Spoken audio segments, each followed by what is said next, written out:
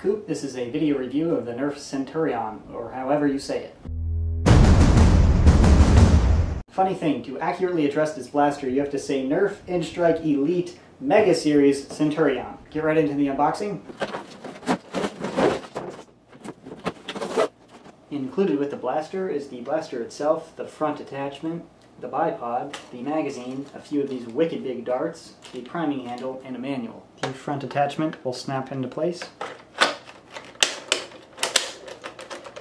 It's worth noting, once that's locked in, it doesn't flip off like a lot of other N-Strike barrel attachments. It's actually like locked in there. The priming handles will pop into place.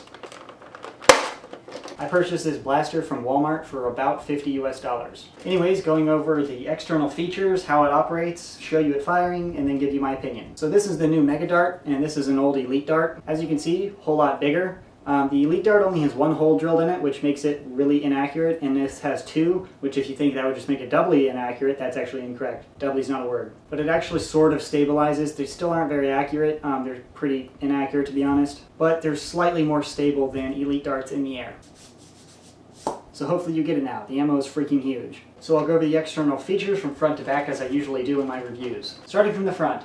Standard muzzle, this does not have an N-Strike attachment thing, so you can't add bigger barrels. That's most likely to make sure kids don't put on recon barrels, because this Mega Dart will not fit through one of those and kids might jam their guns and go, it didn't work. And honestly, if this gun is not long enough, you have some serious compensation issues. Front sight, nothing else really moves up here. Sling attachment point here and here. Down here is an N-Strike rail allowing you to attach a bipod or a foregrip, and the bipod is actually included with this blaster. The bipod is much higher quality than I was anticipating. I thought it was going to be another piece of crap like the Vulcan tripod instead of a bipod. But it's not. It's actually pretty high quality. Each little level, it clicks into place very well, and it's very stable. That slides on and clicks into place just like any other N-Strike attachment. And the legs can either be pointing this way or the other direction, whichever you prefer. Another sight, this one's the female and this one's the male, and you line it up, although it's really low. And it's kind of funny because if you shoulder a gun like you're supposed to, you cannot physically line these two sights up. You have to have your face like way back here in order to actually shoot it. As if I'm going to shoot this giant gun like a pistol. So at that point I think they just shouldn't even add sights since they're completely useless. Up here is your access door. It is transparent with an orange tint so you can see in there. In case you're incapable of figuring out that it's open by, looking at it, they put a nice little sticker here to tell you that it's actually shut. Getting to the magazine release is behind the magazine, and it is worth noting it's kind of difficult to use.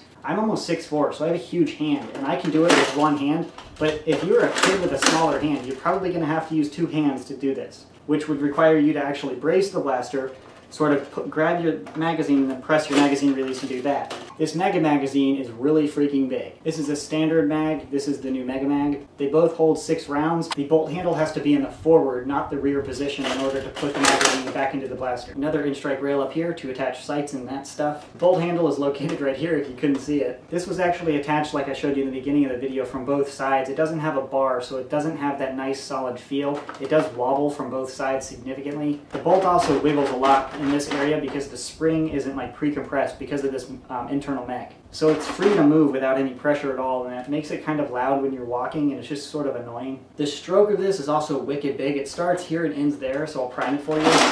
Yeah, that's not modified, that's stock. And then to fire, you obviously have to press forward and pull the trigger. Trigger is a pretty standard trigger, no complaints there. The grip is pretty comfortable. It sort of looks different than other N-Strike guns, but it feels pretty much identical. And it does have this thumb hole stock thing like the Stampede did. I think this looks really cool. It does hinder actual comfort just a tiny bit, but it still allows you to hold the blaster fairly comfortably, and it's just a different feel. In the back here, you have a top sling mount and a bottom sling mount and a buttstock. This doesn't move anything. This is all molded plastic. So I've covered all of the external stuff. I'll show you how it works. This blaster operates quite differently than many other Nerf guns because of this ridiculous bolt length. When you actually prime the blaster back, you're pulling the barrel forward rather than backwards. Like you used to pull it back and then shut it to actually mount the dart. When you pull it back, all of that's done for you, so your return slide actually isn't doing much. After your bolt is forward, you can pull the trigger and it'll fire the dart and the breech will actually open again. This is interesting and kind of annoying. It's crazy loud, but it also gives a simulated recoil feel. For people who buying this blaster to feel like a sniper, it might make you feel good. That second noise is actually plastic slamming backwards, so it actually gives a small jolt backwards in the gun. So I think the two-stage firing there is kind of a pro and a con. I find it annoying because it's sort of loud and unnecessary, but if you like the feeling of simulated recoil, you know, maybe a pro for you. So now I will show you the blaster firing.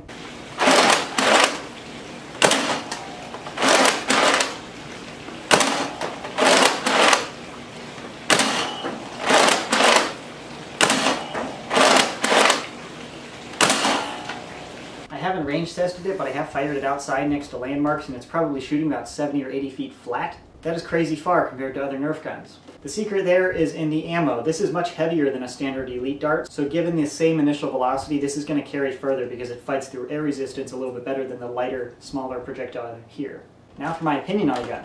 Let me sum it up by saying the only thing I like about this blaster is the bipod, which isn't even the blaster. The bipod is nice. It clicks into place, it's rather sturdy, and it's actually, you know, a nice piece of Nerf stuff. Beyond that, this blaster is just terrible. The barrel is not removable. The barrel from here forward is only hurting range if you're unaware of that. It's not actually building pressure like in a real firearm or increasing accuracy like in an airsoft gun. All this barrel is doing is allowing the dart to bounce around inside of it and reduce its kinetic energy. That will decrease accuracy and range.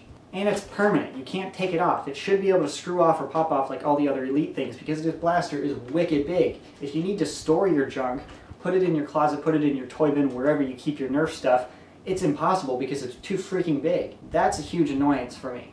Next, the magazine. I'm not complaining about the size of the magazine because you're going to have a big mag for these huge darts.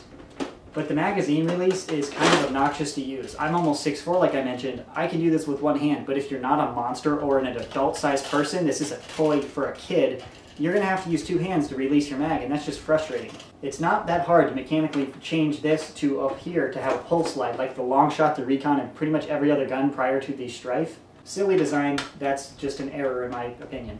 The two-stage firing is also kind of a pro and a con. I don't like it at all because it's very loud. That's just plastic on plastic contact, and it's a lot of force, and it's just not a pleasant sound. If you're dry firing this around your house, I guarantee your parents or whoever you live with is just going to tell you to shut up and stop that. Whereas with a normal Nerf gun, if you dry fire it, it's very quiet and it's really not harmful to the gun. The blaster shakes with this two-stage thing, giving it a simulated recoil type of thing. I'm not sure if Hasbro is going for that, but I know a lot of little kids are going to say, ooh, I feel like a sniper. I kind of find that annoying. I know I'm just getting picky here, but I don't like this blaster. I almost don't like this as much as the Deploy, which I hate.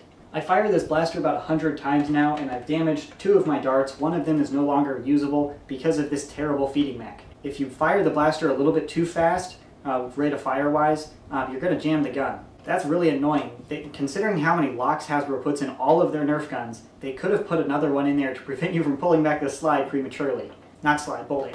I don't mean to whine about it, but I spent $50 for a toy, and it seems like this is a prototype that needs a lot of kinks worked out. I'm kind of disappointed that Hasbro released it. I'm not sure if they are pressured for political or whatever or financial reasons. The only logical reason I can see buying this is to review it for YouTube, like me, or to use it for a video. If you're the type that likes to shoot videos with your friends pretending you're shooting real guns and all those artistically edited things, they're super popular on YouTube, even though I have no idea why. But if you're going to shoot something like that, you know, and you need a sniper rifle, this gun fits the role fairly well.